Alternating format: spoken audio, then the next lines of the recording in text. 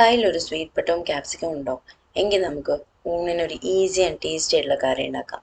ഇതിൻ്റെ കൂടെ ഒരു ചമ്മന്തി മാത്രം മതി കേട്ടോ, ഊണ് അടിപൊളിയാവാൻ. ഒരു പാത്രത്തിൽ വെളിച്ചെണ്ണ ചൂടാക്കിയ ശേഷം ഇതിലേക്ക് നമുക്ക് റോ സ്പൈസസ് എല്ലാം ആഡ് ചെയ്ത് കൊടുക്കുക. അത് സ്പ്ലട്ടർ ചെയ്തതിന് ശേഷം ഇതിലേക്ക് കറി ലീവ്സും സവോളയും ഇഞ്ചിയും കൂടെ ആഡ് ചെയ്തിട്ട് നന്നായിട്ട് വഴറ്റിയെടുക്കുക. മല്ലിപ്പൊടി, മഞ്ഞൾപ്പൊടി, മുളക് പൊടി, കുരുമുളക് പൊടി, ജീരകപ്പൊടി എന്നിവ ചേർത്ത് പച്ചമണം മാറ്റുന്നവരെ ഒന്ന് വഴറ്റി കൊടുക്കുക. അതിലേക്ക് വെള്ളം ഒഴിച്ച് ക്യാപ്സിക്കവും സ്വീറ്റ് പൊട്ടാറ്റോയും ഇട്ട് ഉപ്പിട്ടൊന്ന് അടച്ചു വയ്ക്കുക വേവിക്കാനായിട്ട്.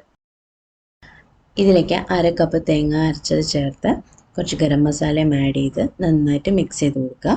എന്നിട്ട് ഇത് നമുക്കൊന്ന് തിളയ്ക്കാൻ വയ്ക്കാം. നമ്മുടെ കറി റെഡി. ഇന്നത്തെ രണ്ടാമത്തെ കറി നമ്മൾ ഉണ്ടാക്കുന്നത് ചേന ഉപയോഗിച്ചിട്ടാണ്. ചിക്കൻ കഴിക്കാത്തവർക്ക് ഏറ്റവും നല്ല ഓപ്ഷനാണ് കേട്ടോ ഈ ചേനക്കറി.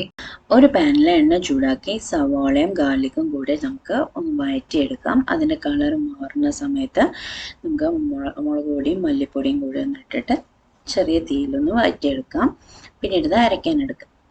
ഒരു പാത്രത്തിൽ എണ്ണ ചൂടാക്കി കടുക്, കറിവേപ്പില, പിന്നെ നമ്മൾ അരച്ചു വെച്ച അതും മഞ്ഞൾപ്പൊടി, ജീരകപ്പൊടി, ചിക്കൻ മസാല എന്നിവ ചേർത്ത് നമുക്കൊന്ന് പച്ചമണം മാറ്റുന്നവരെ ഒന്ന് ഫ്രൈ ചെയ്യുക. പിന്നെ ചേന ആഡ് ചെയ്തിട്ട് എല്ലാം കൂടെ നന്നായിട്ടൊന്ന് മിക്സ് ചെയ്ത് കൊടുക്കുക. പിന്നീട് വെള്ളം ഒഴിച്ച് ഉപ്പ് ഇട്ടിട്ട് വേവാൻ വയ്ക്കാം. ഉപ്പ് വെന്തിട്ടുണ്ട്. ചെറുതായിട്ടൊന്ന് ഉടച്ചു കൊടുത്തു കഴിഞ്ഞാൽ കറി ഒന്ന് കൊഴുക്കും. എന്നിട്ട് ഒരു 30-40 സെക്കൻഡ് ഒന്നും കൂടെ ഒന്ന് ബോയിൽ ചെയ്യാൻ വെച്ചിട്ട് എടുക്കാം. നമ്മുടെ കറി റെഡി.